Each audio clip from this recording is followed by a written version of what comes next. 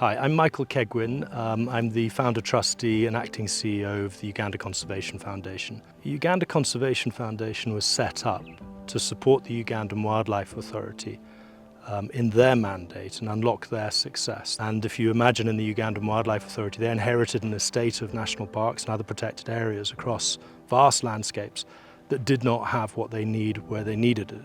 They've got very many brilliant men and ladies in different positions and skill sets, but often they don't have the resources to actually undertake what they need to do. So what we do is to help them either find those resources or find the skill sets to complement them in scale or other capacity forms to enable them to succeed. I think most of us in Africa realize the national park's boardroom is usually under an acacia tree by a bunch of friends who have been in the parks for a very long time, who know firsthand what those challenges are, and look at each other and say, how are we going to get this solved? And over the next 10 minutes of hard, heart-searching thought, come up with a plan which is probably the most affordable thing because we're used to managing with almost no money. So our boardrooms aren't usually within a hotel or within a headquarters, they're under a tree. And frankly, that's where it should be. Elephants have had a turbulent history in Uganda. Now, unfortunately, we went through severe poaching come the 70s, and our elephant numbers crashed dramatically. And only in the last 20 years has the Ugandan Wildlife Authority, as it was previously the Game Department and National Parks Department, came together and really got to grips with the larger areas where the elephant populations remained, notably Queen Elizabeth National Park, Kibale, Murchison Falls and Kidepo. And with such a high population density of people, there is inevitably a conflict between people and wildlife, especially elephants. So today, whilst we have a small population, they are intermingled around people. So we do have conflict with crops and people.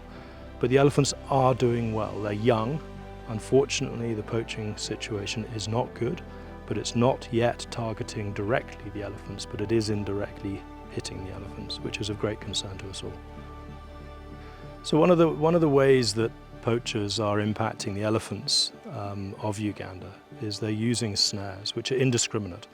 Even the wheel traps, which is like a bear trap, is an indiscriminate tool. And unfortunately, an elephant can get its trunk caught in it, it gets foot caught in it, and sadly can lose the trunk and have a severe injury around the leg.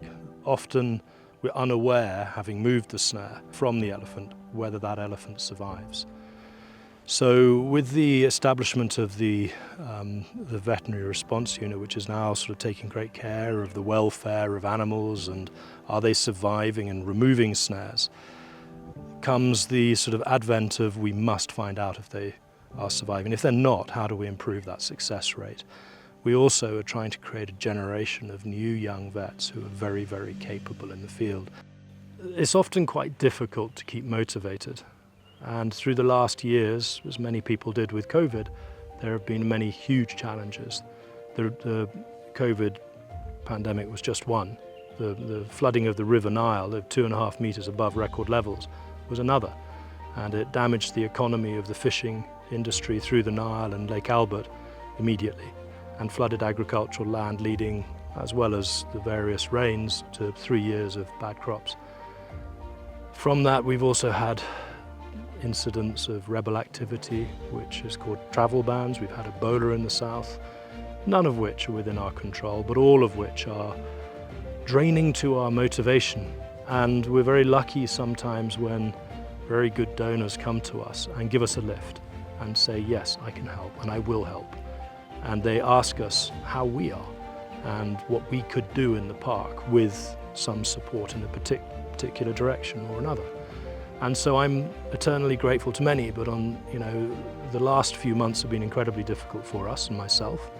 And Global Humane have come up with a fantastic focus of support towards the elephants of Murchison and the veterinary department and the community paradigm that's important to engage the communities and throughout the whole of the park sort of management thought. So we're unbelievably grateful, unbelievably excited to be able to make the impact that you're going to enable us to do, because often we're just simply not able to do what we can do.